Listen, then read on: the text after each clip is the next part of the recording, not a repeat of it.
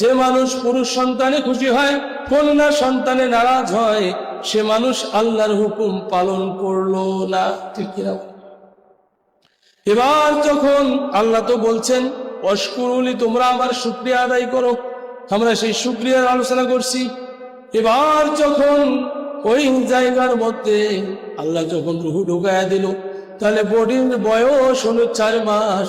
এই 4 মাস পরে রুহু আসি প্রবেশ করে, আর এই রুহুগুলো 4 মাসের বডির থেকে ছোট। এবার যখন এরা পৃথিবীর জমিনে আল্লাহ তাআলা পর্যায়ক্রমে তাদেরকে পাঠিয়ে দেয়, ভূমিষ্ঠ হয়ে যায়।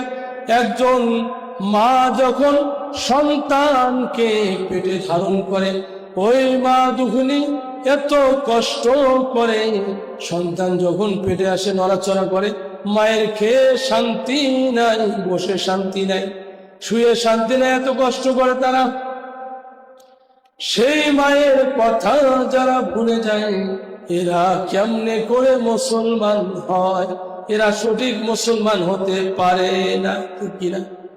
সুতরাং মা তো কষ্ট করলো, কষ্ট করার পরে পৃথিবীর জমিনে মা যখন ভূমিষ্ঠ করলেন, প্রসব করলেন সন্তান, সন্তানটি প্রসব হওয়ার পরে রব্বুল আলামিন আদেশ করে দিলেন, ওয়াল ওয়ালিদাতু ইরদি'না আওলাদাহুন্না হাওলাইনি কামিলাইনি লিমান আরাদা আন ইউতিম্মার রাদআ।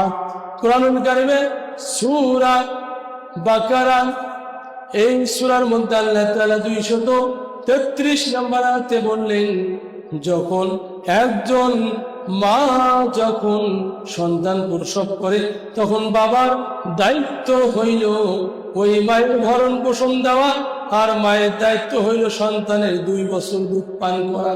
কয় বছর?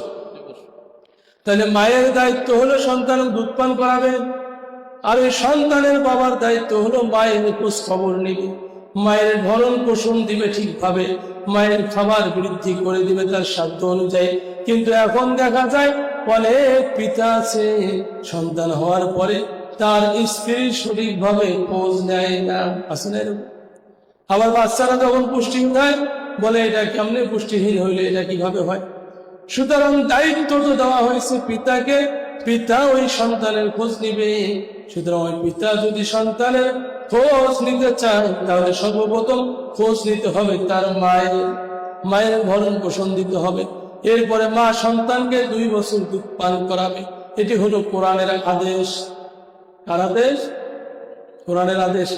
সম্মানিত ভাইরা, এই আদেশ যদি কেউ না মানে, আর পরবর্তী টাইমে এসে যদি দেখে বাচ্চাটা পুষ্টিহীনতায় ভোগে, বাচ্চার শরীরে শক্তি নাই, দেখতে আধা পাগলার মতো দেখা যায়, বলুন তো এর দায় কে নিবে? বাচ্চার মা নাকি বাবা? কে নিবে? কাজে ভাইরা আমার লক্ষ্য করুন, যখন আপনার স্ত্রীর পেটে সন্তান আসবে, তখন আপনাকে তখন থেকে খোঁজ বেশি করে নিতে হবে, খেয়াল রাখতে হবে, যাতে করে আপনার সন্তানের কোনো কষ্ট না হয়, স্ত্রীর কোনো কষ্ট না হয়। আমার আল্লাহ বললেন, ফাযকুরুনি, তোমরা আমাদের স্মরণ করা, আযকুরুকুম, আমিও তোমাদের স্মরণ করব। ওয়াশকুরলি, তোমরা আমার শুকরিয়া আদায়। তাহলে স্ত্রী একজন নিয়ামত, শুকরিয়া আদায় করতে হবে। সন্তান একটা নিয়ামত। এভাবে আল্লাহ তাআলা প্রত্যেকটা নিয়ামত দ্বারা ভরপুর করে দিয়েছেন। মা বাবা নিয়ামত, ঠিক কিনা বলে? এত কিছু পাওয়ার পরেও শুকরিয়া আদায় করতে হবে। ভাইয়েরা আমার, লক্ষ্য করুন, আল্লাহ সুবহানাহু ওয়া তাআলার শুকরিয়া আদায় করতে গিয়ে, তার হুকুম পালন করতে গিয়ে পৃথিবীতে অনেক নজির আসে। অসংখ্য মানুষ কষ্ট করে জীবন দিয়েছে, ঠিক কিনা বলে? যদি আপনি লক্ষ্য করেন, বরফের আব্দুল কাদের নাম শুনেছেন? বরফের আব্দুল কাদের জিলানী রহমাতুল্লাহি আলাইহি, তার জীবনীতে এসেছে এই আব্দুল কাদের জিলানী রহমাতুল্লাহি আলাইহি তিনি এত বড় পীর হইলেন, তার বাপের নাম কি জানেন? তার বাবার নাম কি? মাশাআল্লাহ, একজন বাবাদের মনে আছে, আবু সালেহ মুসা গঙ্গি। আব্দুল কাদের জিলানী রহমাতুল্লাহি আলাইহির বাবা, তিনি একদিন হেঁটে যাচ্ছে, যাইতে নদীর কিনারায় হেঁটে যাচ্ছেন। এখানে কিন্তু একটা শিক্ষা আছে। হেঁটে যাচ্ছে, যাইতে একটা ফল পানি দিয়ে ভেসে আসছে। আর এই ফলটা যখন তিনি তুললো, ক্ষুধার যন্ত্রণায় খিদা লেগেছে, বেচারা চিন্তা করলো কিছু খাইতে হবে, আশেপাশে খাবার কিছু নাই। তখন ওই ফলটা পানি থেকে, নদীর ক্যালেন থেকে উঠে তিনি খেয়ে ফেলছে। এবার ক্ষুধার নিবারণ হইল, চিন্তা করলো ক্ষুধা নিবারণ হইল, আমি না হয় ক্ষুধা থেকে বাঁচলাম, কিন্তু আমার আল্লাহর হাত থেকে তো আমারে বাঁচতে হবে, কারণ এই ফলটা তো আমি যার খেয়েছি তাকে তো বলি নেই। সুতরাং না বলে খাওয়াটাই হলো চুরি করা, না বলে নেওয়াটা চুরি করার শামিল। এবার তিনি নদীর স্রোত যেদিকে আসতেছিল তার উল্টো দিক, অর্থাৎ যেদিক থেকে স্রোত আসতেছে ওই সোজায় তিনি পিছন দিকে ছুটছে। যাইতে যাইতে উজান দিকে ছুটছে, উজানের দিকে যাইতে যাইতে যাইতে যাইতে যাইতে যাইতে বহুদূর পার হয়ে দেখলো ঠিক যে ফলটি তিনি তুলে খেয়েছেন এই ফলের গাছ ওখানে আছে। বেচারা চিন্তা করলো এই গাছের ফল তো আমি খাইলাম, এবার এই ফলের মালিক কোথায়, গাছের মালিক কোথায় খুঁজতে হবে। গাছের মালিককে খুঁজে বার করলো, বার করার পর বললো বাবাজি আমি একটা ভুল করেছি, আমারে ক্ষমা করে। বলে বাবা কি ভুল করেছো? বলে আমি একটা ফল খেয়েছি, আপনার গাছের ফল, গাছ থেকে ছিঁড়ে পড়ে নদীতে ভেসে গিয়েছে। আমি খাওয়ার পরে, তুলে খাওয়ার পরে মনে হইল আমি তো এই গাছের মালিককে বলি নাই, কাজে আমার বলার জন্য ইচ্ছা হইল, আমি আপনাকে না বলে খাইলাম, আপনি মেহেরবানি করে আমারে মাফ করে দেন। গাছের মালিক বলল বাবাজি মাফ তো এত সহজে হবে না। বলে কেমনে মাফ হবে? বলে 12টা বছর আমার গোলামি করতে হবে।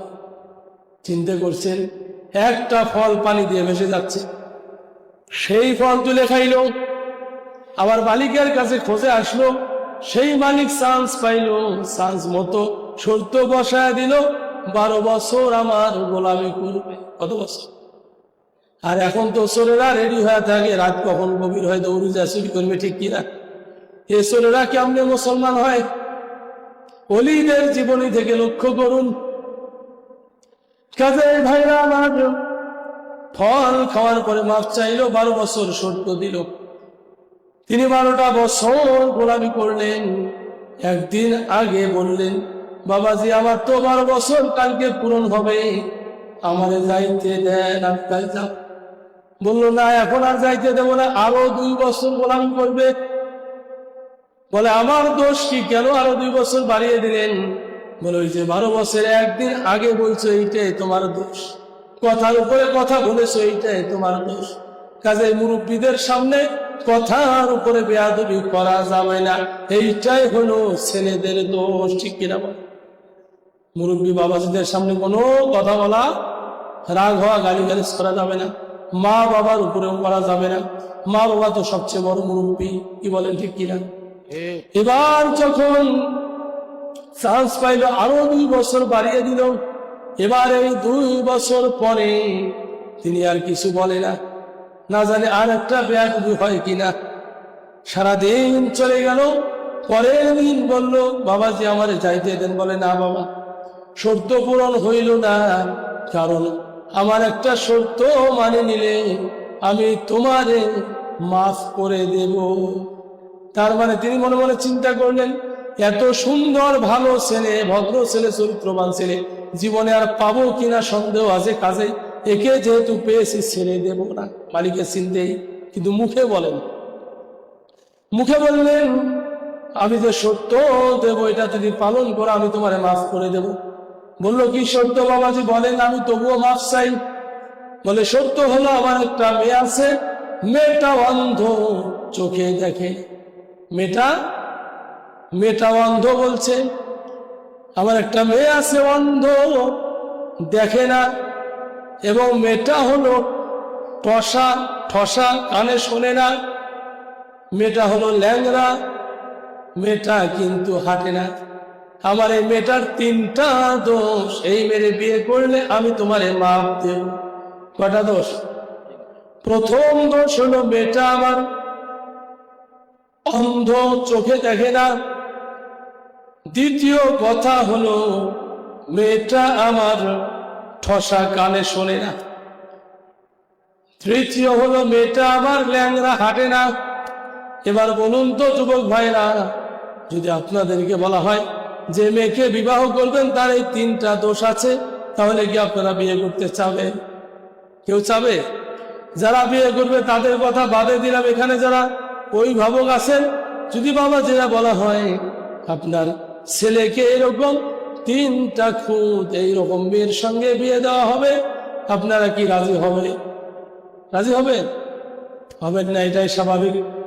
কারণ অন্ধর সঙ্গে ছেলের বিয়ে দিয়ে যন্ত্রণা কেউ করতে চায় না। ঠসা তো আরো শোনে না। শ্বশুরি কইবে মা এটি আইসো, ও ঝাড়ু ধরি বেড়াইবে, শ্বশুরি কি কয়? বিপদ পারবে না কমবে বলেন? ল্যাংরা হলে তো আরো মুশকিল। স্বামী কবে ভাতের প্লেটটা এদিকে দাও, আর স্ত্রী তো ওখান থেকে উঠতেই পারবে না। কাজে আপনার আমার স্ত্রীগুলো ভালো আছে তার থেকে, এই জন্য শুকরিয়া আদায় করুন, আলহামদুলিল্লাহ। এই নিয়ামত পেয়েছেন, তারপরেও তাদের সঙ্গে দুর্ব্যবহার করেন, এটা করা যাবে? লক্ষ্য করুন, এবার যখন ওই আল্লাহর বান্দা বললেন আমার মেয়ের 3টা খুঁত 3টা দোষ, এই 3টা যদি তুমি মেনে নিয়ে বিয়ে করতে পারো তাহলে আমি তোমারে মাপ দেব। কিন্তু এই বেচারার হৃদয়ের মধ্যে কার ভয়? আল্লাহর ভয়। ফাজকুরুনি, তিনি আল্লাহরে স্মরণ করতেছেন। এবার আল্লাহ তারে স্মরণ করে, আযকুরুকুম, আল্লাহ তারে স্মরণ করে। আল্লাহ যারে স্মরণ করে তার কোনো বিপদ, তাহলে এই 3টা যে বড় বিপদ, সামনে যান কোনো বিপদ আর নাই। এই 3টা বিপদ হলো পরীক্ষা, সামনে হলো সুপথ, শান্তির পথ। এবার যখন রাজি হয়ে গেল, বিবাহ বসলো। বিবাহর পরে মেয়েটাকে দেখতে গেলেন। দেখতে গিয়ে দেখলেন ঘরের ভিতরে যে মেয়ে দেখা যায়, মেয়ে এত সুন্দরী, যে এর চেয়ে সুন্দরী মেয়ে আর কখনো চোখে পড়ে না। যে মেয়ে দেখা যায়, এ মেয়ে তো ঠসা না, এ মেয়ে তো ঠসা না। মেয়েটারে যা বলে আস্তে আস্তে কথা বলে, দেখি মেয়েটা শোনে কিনা। মেয়েটা শোনে, উত্তর দেয়। এবার মেয়েটারে ডাক দিল, বিছানা থেকে পায়ে হেঁটে নামলো। চিন্তা করলো, হায় রে, আমি মনে হয় ভুল জায়গায় পৌঁছিলাম, সর্বনাশে কি করলাম, আরো একটা দোষ হইল আমার। দৌড় দিয়ে গিয়ে শ্বশুরকে বললো, বাবাজি আপনি যে 3টা কথা বলেছেন, এই 3টা কথা তো আমার পছন্দ হয়েছে, কিন্তু ঘরে গিয়ে যারে দেখলাম সে তো এই 3-এর দোষ তার একটাও না। কাজে আপনি এটা কেমন করলেন? ওই মেয়ের বাবা বলল, বাবা শোনো, যেদিন তুমি ওই ফল খাওয়ার পরে আমার কাছে ছুটে আসছো, আমি সেই দিনে বুঝতে পারছি এটি সাধারণ কোনো মানুষ নয়, এর ভিতরে আল্লাহর ভয় আছে, নবীর প্রেম আছে, যার কারণে আমার গাছের ফল কত মানুষ চুরি করে খাইলো, কত মানুষ পুড়ে খাইলো, আজও পর্যন্ত কেউ এসে বলল না আমি আপনার ফল খাইছি। আর নদী দিয়ে ভেসে গিয়েছে কত দূরের পথ, সেখান থেকে তুমি ফল খাওয়ার পরে ফিরে আসছো, তখনই আমার মনে হয়েছে তুমি সাধারণ মানুষ না। ওই সময় আমি এই নিয়ত করেছি, 12 বছর তোমারে আমি পরীক্ষা করে দেখেছি, তুমি পাশ করেছো, আবার 2 বছর দিলাম, পাশ করেছো। বাবারে একটি মাত্র আমার মেয়ে, কারণ আমি চাই আমার মেয়ের শান্তি। পৃথিবীর সমস্ত বাবাগুলো তার মেয়ের শান্তি চায়, ঠিক কিনা বলেন? কাজে যে ছেলে ডিমান্ড চায় ওই ছেলেকে মেয়ে দেওয়া যাবে? কথা ভালো করে শোনেন, যে ছেলে ডিমান্ড চায় ওকে মেয়ে দেওয়া যাবে? মেয়ে দেওয়া যাবে না, মেয়ে দিবেন না। যখন সমস্ত বাবাগুলো ওই ধরনের ছেলেকে মেয়ে দিবে না, তখন ছেলেগুলো বাধ্য হয়ে যখন যৌবনের তাড়নায় শরীর কামড়া কামড়ি করবে, মেয়ের বাবার পা ধরে গড়াগড়ি করে কবে যে আমার কার যৌতুক দেওয়া লাগবে না, ঠিক কিনা বলে? এবার যখন ওই মেয়ের বাবা বলল, বাবা ওই দিন নিয়াত করেছি, আমি নিয়াত করেছি এরকম যে আমার মেয়েকে দিয়ে আমি তোমার বিয়ে দেব। কাজে আমার মেয়েকে আমি বিয়ে দিলাম। বললো, বাবা আপনি যে বললেন আপনার মেয়ে চোখে দেখে না, বলে বাবারে আমার মেয়ে চোখে দেখে না, এটা বলেছে ঠিক, আমার মেয়ে আমার বাড়ি ছাড়া আর কারো বাড়ি কোনোদিন দেখে না। এবার বলছে, আপনি যে বললেন আপনার মেয়ে ঠসা কানে শোনে না। বলে আমার মেয়ে ঠসা বলেছি ঠিক আছে, আমার মেয়ে কোনো বেগানা পুরুষের কণ্ঠ শোনে না। এবার আমার মেয়ে বললেন যে আপনার মেয়ে, বললে বাবা আপনি যে বললেন আপনার মেয়ে হাঁটে না, আপনার মেয়ে হাঁটে না, তাহলে আপনার মেয়ে ল্যাংড়া, বলে এই জন্য বলেছি বাবা আমার মেয়েটা আমার বাড়ি ছাড়া আর কারো বাড়ি টই টই করে ঘোরে না।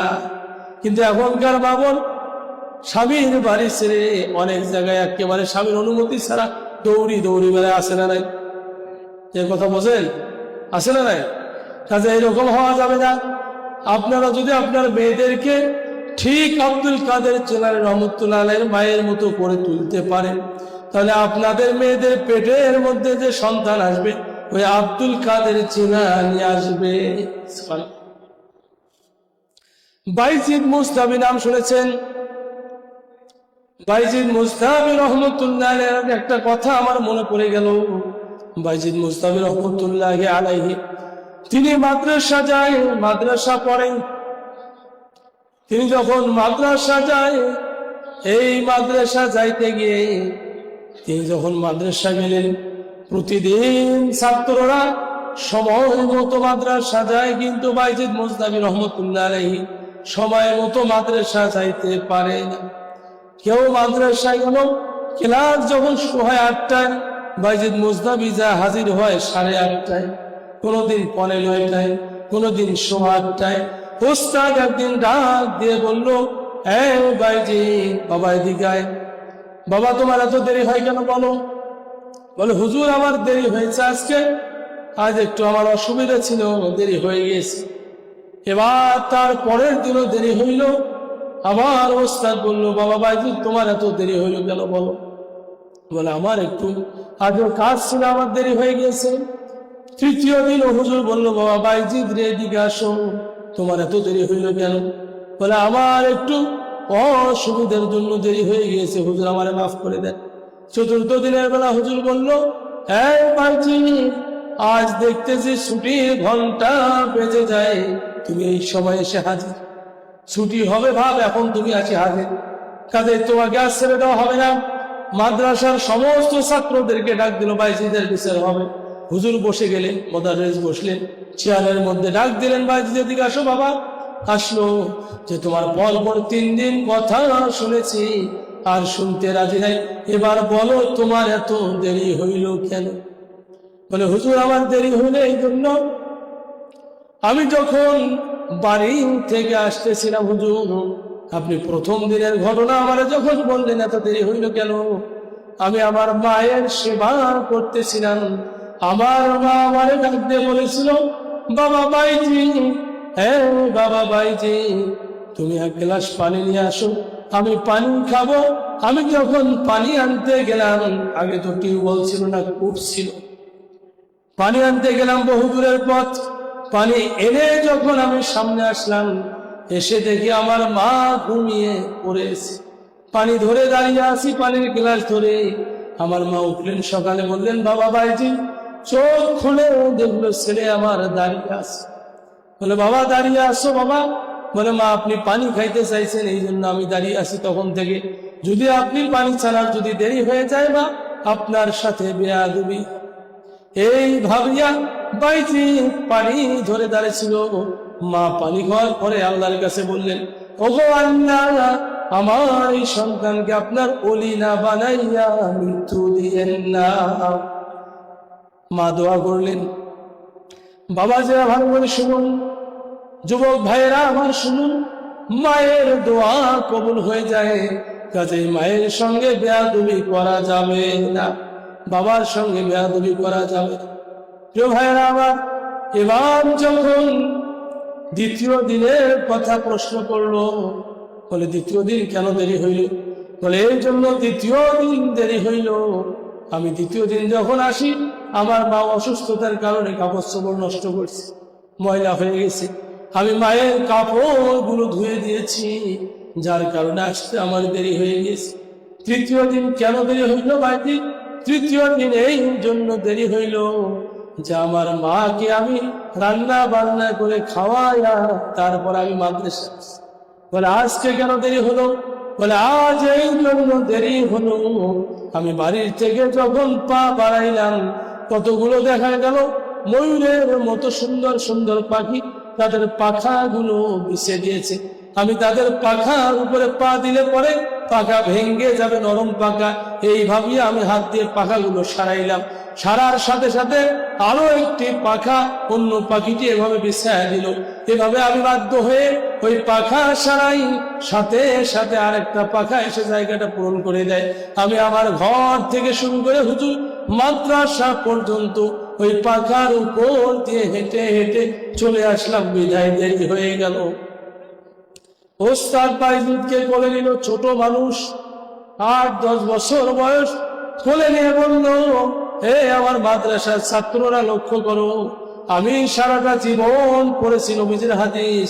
কেউ যদি কোরআন হাদিস পড়ার জন্য তলবে এলেন বাড়ির থেকে রওনা হয় মাদ্রাসা পর্যন্ত, আল্লাহ পাকের নূরের ফেরেশতারা পাখা বিছায়া দেয়, আর ওই পাখার উপরে হেঁটে হেঁটে তারা মাদ্রাসা পর্যন্ত হাজির হয়।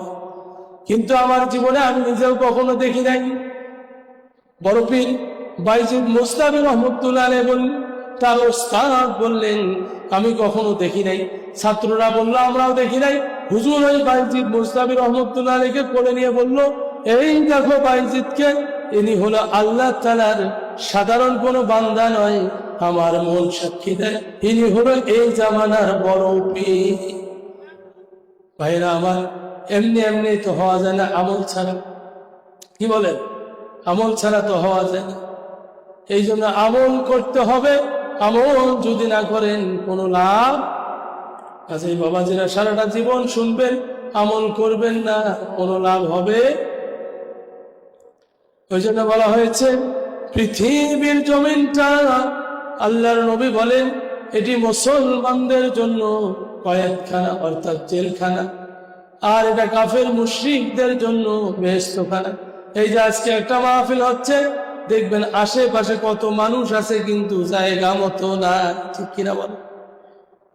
যেই দিন আল্লাহ ডাক দিবে হাসরের মাঠে, ডাক দেওয়ার পরে যখন বলবে কমতাসুল ইয়াওমা আইয়ুহাল মুজরিমুন, সূরা ইয়াসিন 23 নম্বর পারায়, হে অপরাধীরা তোমরা আলাদা হয়ে যাও।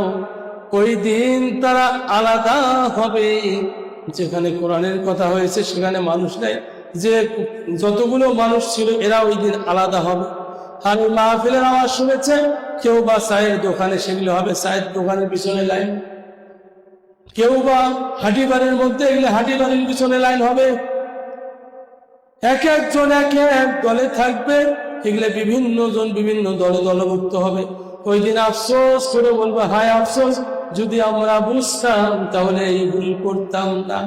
এই জন্য এখনো সময় আছে, জীবন দিয়েছেন আল্লাহ, মৃত্যু দেন আল্লাহ। আমার আল্লাহ বললেন, মিনহা খালাকনাকুম ওয়া ফিহা নুঈদুকুম ওয়া মিনহা নুখরিজুকুম তারাতান উখরা। মিনহা খালাকনাকুম, এই মাটি দিয়ে আমি তোমাদের সৃষ্টি করলাম। মাটির মানুষের কি কোনো পাওয়ার আছে? এবার লক্ষ্য করুন, একজন বুজুর্গকে একজন নাস্তিক 4টা প্রশ্ন করেছে। কয়টা প্রশ্ন করছে? একজন বুজুর্গকে একটা নাস্তিক এসে 4টা প্রশ্ন করেছে। বলছে, ও বুজুর্গ, আপনি যদি এই 4টা প্রশ্নের উত্তর দিতে পারেন আমি মুসলমান হব। নাস্তিক বলছে, প্রথম প্রশ্ন হলো, বুজুর্গকে বললেন, প্রথম প্রশ্ন হলো, আল্লাহ সুবহানাহু ওয়া তাআলা যার কথা বলেন সকল সৃষ্টির স্রষ্টা যিনি, তাকে দেখা যায় নাকি? সকল সৃষ্টির স্রষ্টার নাম কি? আপনারা জানেন না? সকল সৃষ্টির স্রষ্টার নাম কি? নাস্তিক বলল, সকল সৃষ্টির স্রষ্টা যিনি, তাকে দেখা যায়। প্রথম প্রশ্ন। দ্বিতীয় প্রশ্ন হলো, না দেখা স্রষ্টাকে বিশ্বাস করার কথা বলা হয় কেন? যাকে দেখি না তাকে কেন বিশ্বাস করব? তৃতীয় প্রশ্ন হলো, আপনি যাকে বিশ্বাস করার কথা বলতেছেন, এই যে না দেখা স্রষ্টাকে বিশ্বাস করব কেন? এটি হলো তার দ্বিতীয় প্রশ্ন। চতুর্থ প্রশ্ন হলো, তৃতীয় প্রশ্ন হলো, চীনারা আগুনের তৈরি, কিসের তৈরি? চীনারা আগুনের তৈরি, আগুন হয়ে কিভাবে আগুনকে শাস্তি দিবে? তাহলে প্রথম প্রশ্ন হলো সকল স্রষ্টা যিনি, তাকে দেখা যায় না কেন? দ্বিতীয় প্রশ্ন হলো, না দেখে স্রষ্টাকে বিশ্বাস করার কথা বলা হয় কেন? এবার তৃতীয় প্রশ্ন, যে স্রষ্টাকে বিশ্বাস করার কথা বলতেছেন, এবার সে স্রষ্টা যে শাস্তি দিবে, তাহলে শাস্তি যে দেয়, জিনেরা আগুনের তৈরি, এই আগুনের জিন কিভাবে আগুনের জাহান্নামে পড়বে, শাস্তি হবে কেন? এই ছিল তার প্রশ্ন। আমাদেরও তো প্রশ্ন, আল্লাহকে দেখা যায় না কেন, ঠিক কিনা বলেন? না দেখে বিশ্বাস করার কথা বলা হয় কেন? তাহলে লক্ষ্য করুন, ওই বুজুর্গ একটা মাটির দলা ছিল, তায়াম্মুম করতে, এটি দিয়ে দিছে একটা ঢেল, এক ঢেলে কপালের মধ্যে যখন লাগছে, কপালে আঘাত পাইছে, এবার বিচার সালিশ বসাইছে। বিচার সালিশ বসার পরে কাজীর দরবারে বিচার দিল। আমি বুজুর্গকে প্রশ্ন করলাম 4টা, বুজুর্গ আমার ঢালাইল। তখন বুজুর্গ বললো, আমার এক ঢালের ভিতরে 4টে প্রশ্ন উত্তর আছে। বলে, সর্বনাশ, এটা কেমন কথা? প্রথম উত্তর হলো, আপনি যে বললেন সকল সৃষ্টির স্রষ্টা যিনি, তাকে দেখা যায় না কেন? তাহলে তাকে যেহেতু দেখা যায় না, আপনি বিচার দিয়েছেন, আপনারা ঢালাইছি, ব্যথা পাইছেন, আপনার ব্যথা দেখা যায় না। এবার দ্বিতীয় উত্তর হলো, না দেখে সেটা বিশ্বাস করব কেন? আপনার ব্যথা তো দেখা যায় না, তাহলে আমি বিশ্বাস করব। তারপরের কথা হলো, জিনেরা আগুনের তৈরি, তাহলে আগুন হয়ে কেমনে আগুনকে শাস্তি দিবে? উত্তর হইল, আমি যে জিনিস দিয়ে মাটি, তাহলে মাটি দিয়ে ঢালাইলাম, মাটির ঢাল আপনারে লাগলো কেন? উত্তর পাইছেন কি পান নাই?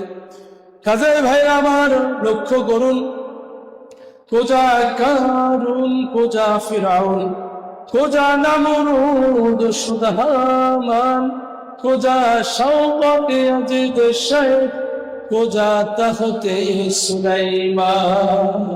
এখন জাহাজ গাড়ি হাওয়ায় হয়ে কত কলেরই বিধান, ওগো বিনা কলে হাওয়ায় উঠত নবী সুলাইমান এর সিংহাসন, মোরা সেই মুসলমান। ঠিক কিনা? সুলাইমান নবীর সিংহাসন ছিল, কোনো তেল লাগে না, মোবিল লাগে না, আকাশে উঠছে তক্তা। বর্তমান উড়াইতে গেলে প্লেন, কত তেল, মোবিল, কত কত একেবারে বহু কিছু লাগে, কি বলেন? কিন্তু যদি আমরা মানুষ আল্লাহরে মানি, আল্লাহ তাআলার যদি ইবাদত করি, আনুগত্য করি, আমার আল্লাহ সুবহানাহু ওয়া তাআলা এমন জান্নাত দিবে, বরকতময় জান্নাত, আর সেই জান্নাতের মধ্যে এমন বাহন দিবে, নবীজি বলেন, জান্নাত হবে পৃথিবী সমান, 10টা পৃথিবী মিলে একটা আয়তন হবে জান্নাত। সর্বনিম্ন সবচেয়ে ছোট জান্নাতটির এত বড় আয়তন হবে। যখন এই জান্নাতে মানুষ থাকবে, জান্নাতে যখন তারা থাকবে, তাদের দিল চাবে, আমি জান্নাতি, জান্নাতের মধ্যে অমুক জায়গা চাবো, অমুক জায়গা চাবো, অমুকটা খাবো। তখন তার যে বিছানা থাকবে, এই বিছানার মধ্যে বসে যখন সে নিয়াত করবে, তার যে খাটটা থাকবে জান্নাতে, শুধু নিয়াত করবে, এই খাট অটোমেটিক উড়ে উড়ে তার সমস্ত জায়গা ভ্রমণ করায়া দিবে। কাজে সবচেয়ে রাজাদিরাজকে আল্লাহ, সকল ক্ষমতার মালিক। বাবাজিরা লক্ষ্য করুন, বলতেছিলাম ফাযকুরুনি, স্মরণ করবো কারে? আল্লাহ বলছেন ফাযকুরুনি, আমারে স্মরণ করো, ফাযকুরুকুম, আমিও তোমাদের স্মরণ করব, ওয়াশকুরুলি, আমার শুকরিয়া আদায় করো। আল্লাহ এই কথা বলছেন, তোমরা আমার ওয়ালা তাকফুরুন, না শুকরিয়া করিও না। তাহলে আমরা কার শুকরিয়া আদায় করব? আল্লাহ তাআলার শুকরিয়া যারা আদায় করে, আল্লাহ সুবহানাহু ওয়া তাআলা তাদের নিয়ামত বৃদ্ধি করে দেয়। বাবাজিরা লক্ষ্য করুন, অনেক সময় দেখবেন যখন হাটে বাজারে অনেক জায়গায় যাবেন, এমন কিছু মানুষ আছে, সেই মানুষগুলোর হাত নাই, এই মানুষগুলো হাত অচল হয়ে গিয়েছে, হাত কাটা, এরকম মানুষ আছে না? এই যে পঙ্গু মানুষটা, তারে দেখলে তো মনে হয় আমার আল্লাহ আমাদের হাতগুলো ভালো দিয়েছে, এই জন্য শুকরিয়া আদায় করতে হয়। কি বলুন? এই জন্য আবারও দিন থেকে শুকরিয়া আদায় করি, বলে আলহামদুলিল্লাহ।